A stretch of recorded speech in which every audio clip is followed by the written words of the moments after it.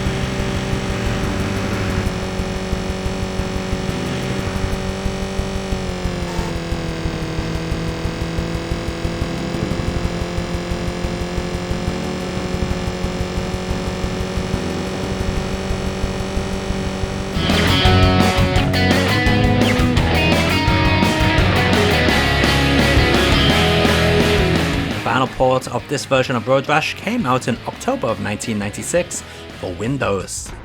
Oh man, does this make the console releases look sad. The Windows port runs at a much higher resolution if your machine is capable, plus gives a whole load of audio tweak options. Everything about this is better, even the menus are better since they feel laggy on the consoles. Actually, maybe not everything is better.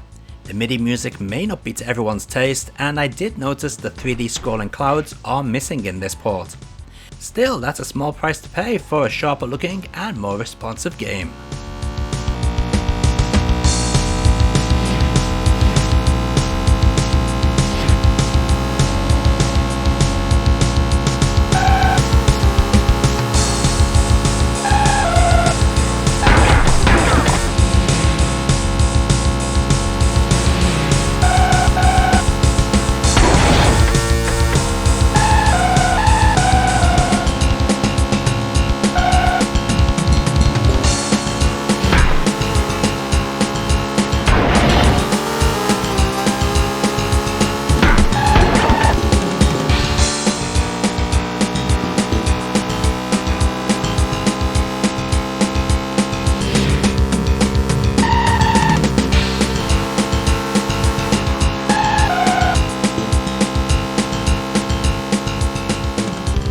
And let's take a look at all those versions of Road Rash 32-bit version running side by side.